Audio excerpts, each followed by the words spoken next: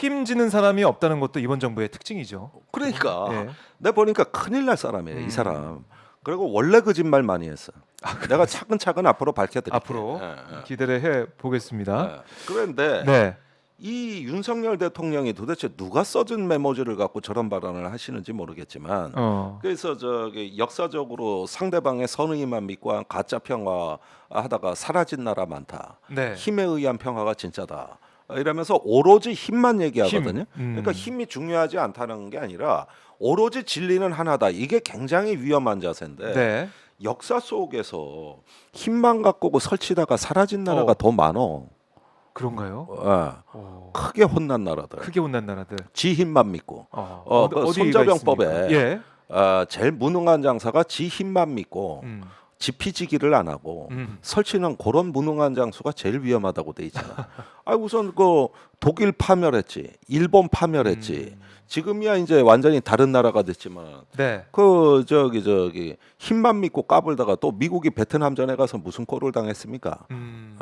저기 저 힘을 믿고 해가지고 저기 저 해서 완벽한 안보라는 게 네. 그게 이게 결국은 힘만 갖고 안 되니까 그 저기 저 1991년에 몰타에서 고르바초프하고 레이건 대통령이 만나고 네. 또 그 후임 부시하고 같이 해가지고 저기 저 냉전 종식 선언을 한 거 아니에요?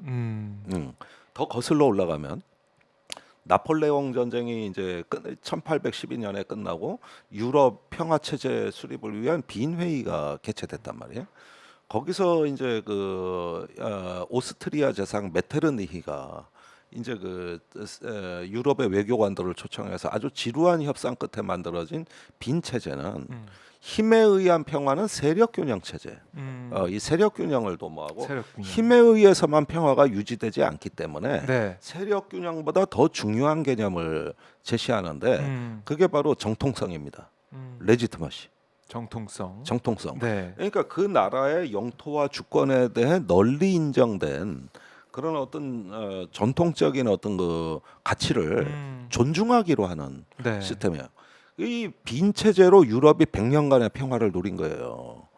그래서 여기서 근대 체제가 출범하는 거고 예. 산업혁명이 꽃을 피운 거고 그다음에 이제 그 유럽이 이제 저 자유로운 무역과 어떤 국경을 넘어서는 교류 협력이 된 거고 이게 근대의 그 질서를 만든 네. 100년의 평화라는 바탕 위에서 우리가 근대 혁명이 일어나고 산업 혁명이 일어난 거거든요. 그것이 바로 빈 체제입니다. 이런 약속에 의한 평화, 예. 사회 국제 계약에 의한 평화, 이런 것들을 도모를 해가지고 너무나 오랜 기간 평화를 누린 나머지 1차 대전이 일어나던 1914년에는 네. 유럽인들이 전쟁이 뭔지를 몰랐어.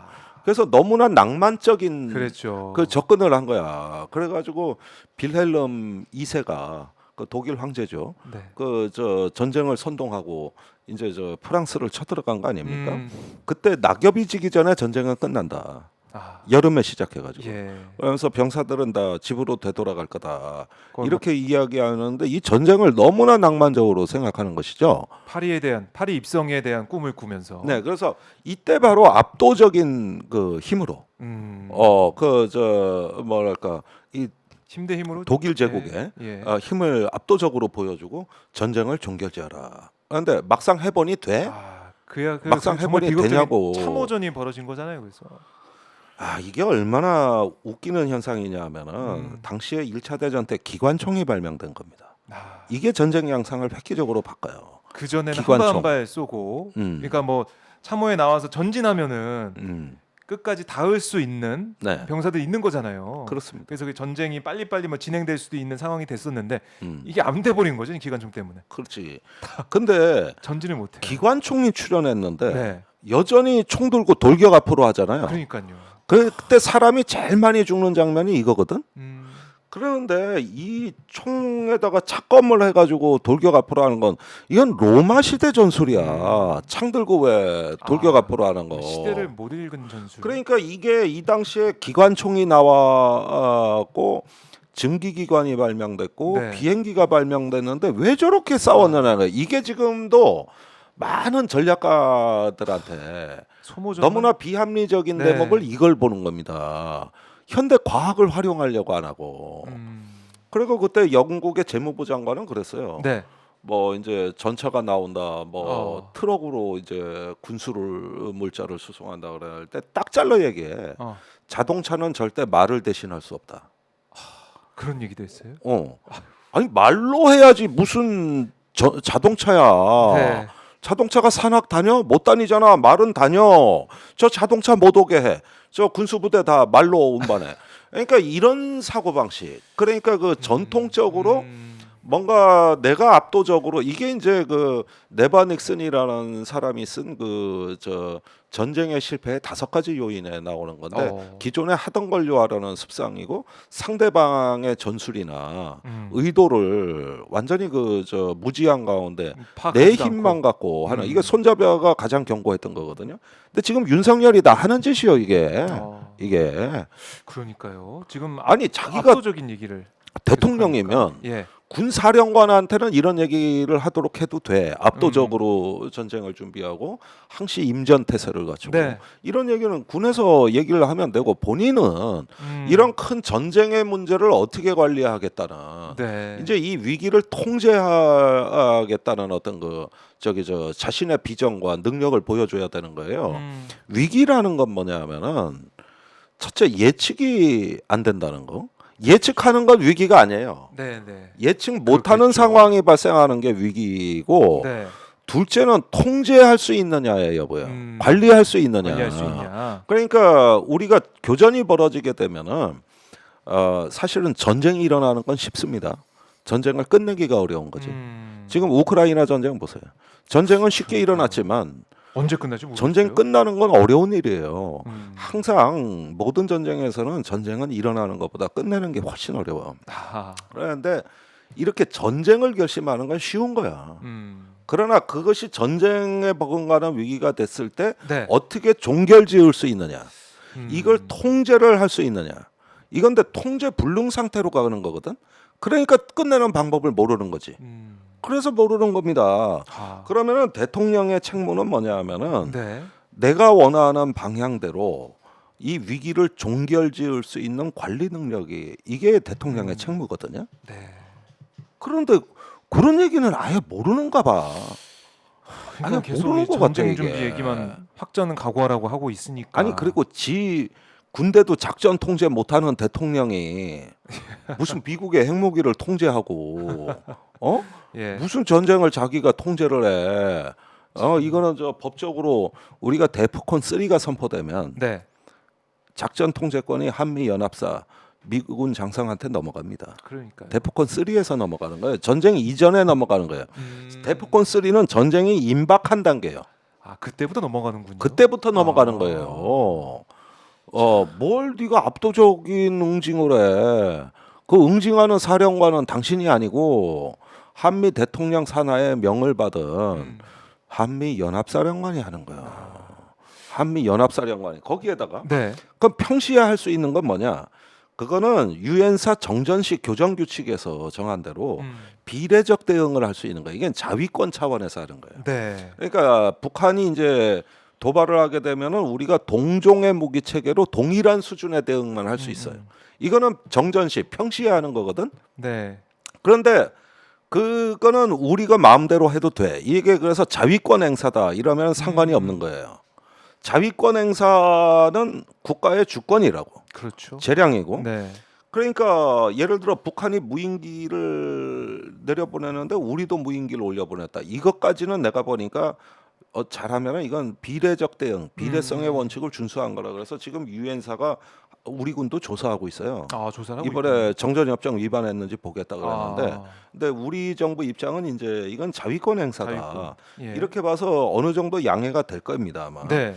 그러는데 이번에 용산의 대통령실이 얘기한 건 뭐냐면 앞으로 비례성의 원칙에 구애받지 않겠다. 이렇게 언론에다가 얘기를 하면서 뭐라 그랬냐면은 네. 어떤 대응을 하게 될진 우리도 지금 생각하기 어렵다. 그러니까 나도 내가 어디까지 나갈지 모르겠다. 이렇게 얘기해서 유엔과 어떤 동맹의 가치를 근원적으로 부정해버리고 그 뒤에 업무 보고에서는 네. 이제 전쟁 준비 발언이 나온 겁니다. 이게 이게 심각하네요. 아니 걱정이 되네요. 뭐 군에 대해 작전 통제권도 없는 나라가 무슨 권한으로? 그러니까 이게 북한으로 봐서는 이게 뭐냐 오히려 윤석열의 안보가 가짜 평화처럼 보이는 거지. 아니 할 때만 해봐. 그러니까 이게 앞으로 나타날 이 하이브리드 전쟁 어떨 때는 또 민간 군용 선박이 아니라 민간 선박이 앞서서 올 수도 있어요. 아마 동해 쪽에선 그럴 가능성이 큽니다. 네. 오징어잡이 어장이 동해 NLL에 형성돼 있거든. 그래서 그것도 일단은 어떤 북한은 외화벌이도 해야 되겠고 우리한테 어떤 그 압박감도 가는데 거기에 NLL이 딱 버티고 있으니까 이게 표적이 될 가능성이 높아요. 그래서 이런 부분으로 보면 대단히 복합적인 어떤 양상으로 진행이 될 이 위기에 대해서 우리는 관리할 능력이 있느냐, 통제할 수 있느냐. 그 통제라는 건 확전을 방지할 수 있느냐 이걸 얘기하는 건데 확전을 하겠다. 비례성의 원칙을 부인한다 그래 버렸으니 이제 확전 방지 장치가 없는 거예요. 그러니까요. 이게 그렇게 되면은 너무 무섭습니다. 확전 방지 장치가 없기 때문에 천안함 연평도 같은 사건이 벌어지면 이거는 대규모로 이게 확전된다고 이미 다짐을 남측 정부가 해놨기 때문에 북측은 다른 위협으로 그걸 돌파하거나 아니면은 무력화하는 거를 강구하지 않을 수가 없고 그럴 때 무인 드론 같은 경우 이제 떼거지로 넘어올 가능성이 크지. 그러니까 한 대도 저렇게 못 잡아 날리되 10대만 투입해봐. 완전히 뭐 혼란에 빠지겠네요. 이렇게 그리고 되다가는. 지금 가장 중요한 뉴스는 미국으로부터 나왔는데 미국의 미 해군 분석센터의 고스 국장이라고 있어요. 이 사람하고 랜드 연구소의 브루스 베넷이라는 선임 연구원이 있거든요. 이분들이 자유아시아 방송에서 이번에 북한제 드론은 이란제로 보인다. 이란제로 보인다. 이 얘기는 뭐냐? 우크라이나 전쟁에 제일 많이 투입된 샤헤드라는 명칭의 이란 드론이거든. 이게 지금 형상과 성능이 비슷하다면 북한이 이걸 입수했다는 뜻은 이미 우크라이나와 중동에서의 전쟁의 트렌드에 대한 연구가 끝났다는 얘기예요. 그래서 그걸 뭐 이용을 하겠다라는 생각을 가지고 있는 그런 상황. 그리고 과거에 2014년하고 2017년에 넘어왔던 드론은 조잡한 중국제 상업용 드론이야. 그런데 이 이란제 샤헤드는 그게 아니라고. 이건 군용 드론이고 공격용, 정찰용 다 쓰일 수 있어. 더 이제 업그레이드가 돼 있는 상황이네요. 그렇죠. 그런데 이게 제가 보기에 이 뉴스가 굉장히 중요한 게 뭐냐면은 얼마든지 용산을 공략할 수 있다는 거예요. 그런데 이 전문가들이 자유아시아 방송에서는 그런 취지로 얘기한 게 아니라 야 한국 대통령 얼마나 위험하시겠냐 이 얘기를 한 게 아니라 미군 기지가 위험해졌어. 이걸 경고하려고 이 얘기를 지네 걱정하는 거예요. 근데 결과적으로 우리가 새겨 들어야 될 부분이 있는 거고 그러니까 이런 상황에서도 경호 대책과 경호 비상사태에 대한 이야기에 대해서 입을 싹 닫고 있는 경호처장은 저 충안고 1년 선배라는 거 아니야 대통령. 저 아니라면은 당장 입건해야 돼 쟤. 어떻게 저런 사람이 경호처장으로 앉아 있어 그래? 그러니까 걱정되고 있는데 완전히 녹음 먹고 대통령 정치 자금 낸 사람들 떡 하나씩 나눠주고 거기에다가 저번에 대통령 집무실 인테리어 그것도 수의 계약으로 했었고 무허가 업체 해준 거 아닙니까? 무허가 업체 이럴 때도 경호처가 역할이 없었다. 이럴 때도 그러면서 지가 경호처 시행령을 개정해가지고 군과 경찰을 지휘 감독하겠다고 또 나섰어. 그렇죠. 그 군하고 경찰에서 다 반대 의견 냈잖아요. 그러니까요. 그랬는데 이례적으로 반대를 하면서 입장을 냈더라고요. 이게 노는 폼을 보니까 돈은 돈대로 쓰고 지 권한은 늘리되 경호는 개판이다. 아니 아무 경호 사태도 발령 안 하고 거기에다가 나중에 뚫리고 난 거 아니까 스치듯 지나갔다고 이제 음. 군으로 하여금 이제 사건을 또 은폐 뭐 축소하기 경우에는 바쁜데 문제가 없는 자, 상황이다 보세요. 이렇게 얘기하는데 지금 거기에 스치듯 뚫리고 지나간 게 문제가 아니라 이건 연습입니다. 연습. 이제 용산을 인질로 잡고 북한이 위기에 대응하겠다는 의사가 나온 거예요. 그게 심각하네요. 심각한 거예요 이게. 네. 그런데도 아무 일 아닌 것처럼 저러는 거 보니까 평온합니다. 앞으로 5년간 네. 압도적이고 우월한 전쟁이고 다 집어치우고 니들 몸 건사나 좀 잘해. 몸이 떨려 저 머리 위가 뚫렸는데 뭔 네. 개들이고 그래.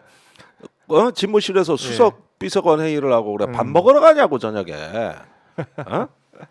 아니, 그러니까 예. 지금 저 용산은 무정부 상태입니다. 용산이요. 예.